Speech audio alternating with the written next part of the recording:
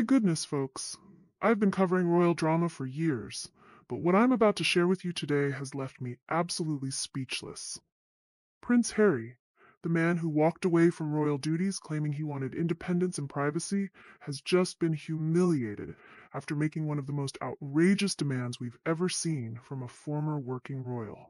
Now, I know you guys are excited for more, but before we delve into further discussion, if you haven't subscribed, come on, guys, what are you waiting for? Hit like, subscribe, and ring that notification bell ASAP. So now, according to explosive insider reports, the Duke of Sussex privately requested a staggering £21 million loan from the UK government to cover his security costs for the upcoming Invictus Games in Britain. That's right. After turning his back on royal life, moving to California, and signing multi-million-dollar deals with Netflix and Penguin Random House, Harry had the absolute audacity to ask British taxpayers to foot his security bill. And let me tell you, Westminster's response was swift, brutal, and absolutely devastating for the prince. Officials didn't just politely decline, they branded his request inappropriate, excessive, and tone-deaf, especially coming from a non-working royal living abroad, with millions already in his pocket. The sheer entitlement on display here is breathtaking. While ordinary British families are struggling with a cost of living crisis, worrying about paying heating bills, mortgages, and even putting food on the table, Prince Harry is sitting in his $14 million Montecito mansion, asking those same taxpayers to cough up £21 million for his personal security. But here's where it gets even more outrageous. According to insider sources, Harry tried to push this request through privately, completely bypassing Parliament where lawmakers and the public could scrutinize it. He didn't want this debated in the open. He wanted a backdoor deal. And that move has backfired spectacularly. Instead of protecting his image, this secretive approach has only reinforced the growing perception that Harry still wants all the privileges of royal life without any of the responsibilities. He wants to exploit his royal ties behind closed doors while avoiding any accountability to the people who would be funding his demands. The public reaction has been absolutely savage. Social media exploded with hashtags like "Not a dime for Harry" and "Pay your own way," with polls showing overwhelming opposition to his request. To ordinary citizens, Harry is no longer viewed as a soldier or working royal deserving protection. He's now seen as an out-of-touch celebrity, demanding special treatment he willingly gave up when he walked away. What makes this situation particularly galling is that Harry is not hurting for money. He and Meghan have signed multi-million-dollar deals with Netflix, Spotify, and Penguin Random House. His memoir Spare alone reportedly earned him tens of millions.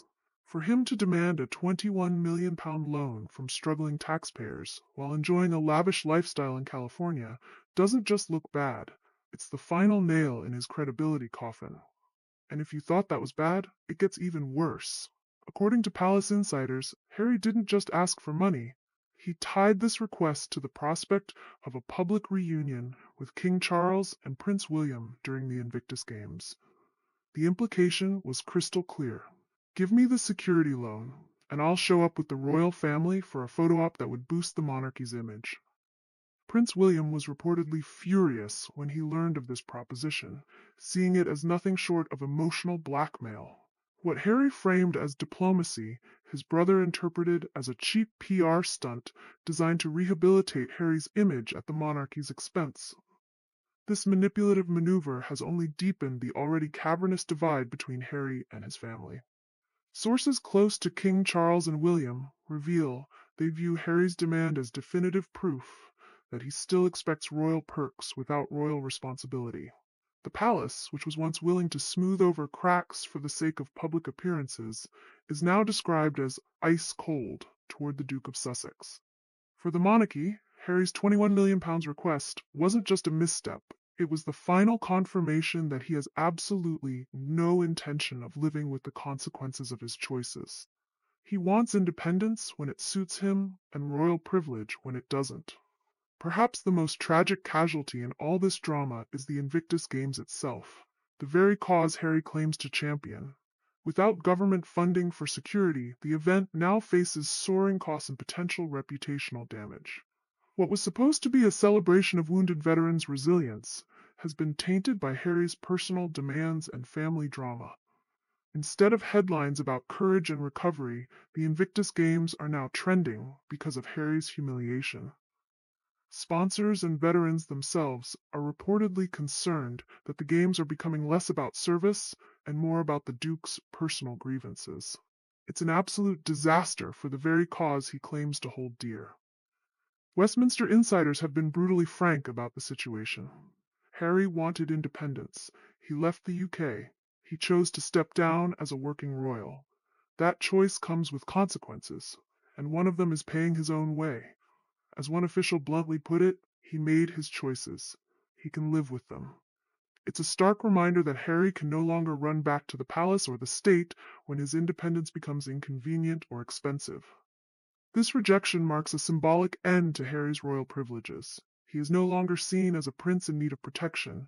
He's viewed as a celebrity trying to cash in on his title while avoiding the responsibilities that come with it. The days of special treatment are over. Parliament won't bend.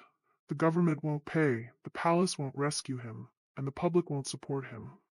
The humiliation is total. The man who once lived in castles is now begging for loans and being laughed out of Westminster. His freedom has left him with nothing but debts, burned bridges, and a collapsing legacy. Harry's £21 million request wasn't just rejected, it was shredded. His brother is furious. His father is distant. The government is mocking him. The public is disgusted. And his games, his proudest achievement, are now stained by his desperation. The message couldn't be clearer. Prince Harry is no longer special. He is no longer shielded from criticism or consequences. He is no longer above accountability. He is just another man, one who wanted independence and must now pay the full price for it. What we're witnessing is nothing less than the complete collapse of Harry's carefully crafted post-royal image. Remember when he and Meghan left, claiming they wanted financial independence and privacy? Now he's demanding £21 million from taxpayers, while simultaneously complaining to the BBC that his father won't speak to him because of this security stuff. If King Charles seems reluctant to engage, can you blame him? Every private conversation becomes fodder for Harry's next interview or Netflix special. Every family matter becomes public property. The Duke of Sussex has made an industry out of exposing royal secrets, then wonders why doors are closing to him. The saddest part is that Harry and Meghan can't escape the cycle of negative publicity they've created. Yes, they're still famous. Their names still dominate headlines. They still trend online, but never for the reasons they want. Think about it. Meghan trending because her American Riviera Orchard brand faces financial troubles. Harry trending because he was booed at public events. The Sussexes mocked by celebrities on live television. Harry slammed for tax issues. And now, Harry humiliated after begging for a £21 million loan and being laughed out of Westminster.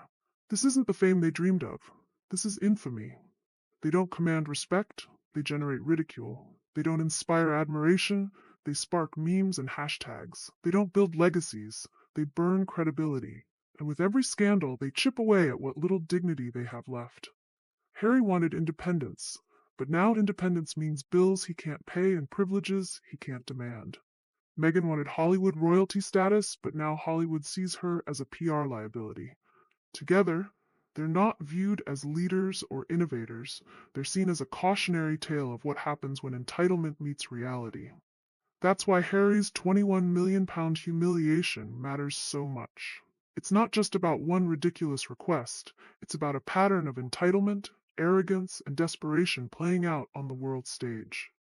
They're still generating headlines, yes, but it's the wrong kind of attention, the kind you don't recover from, the kind that cements you as infamous, not iconic. When history looks back on Harry and Meghan, it won't remember their brave bid for freedom or their modern love story. It will remember the scandals, the humiliations, and the rejections.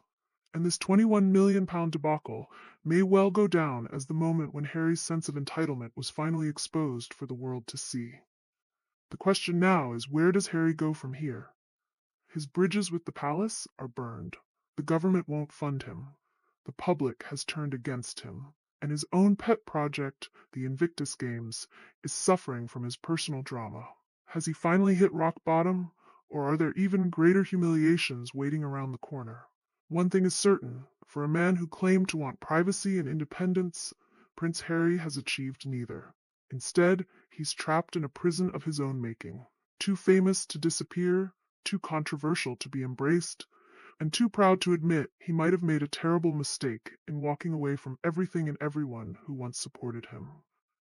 So as Harry faces this latest devastating rejection, perhaps it's time for him to finally accept the reality that freedom has a price, and that price is paying your own way, fighting your own battles, and living with the consequences of your own choices.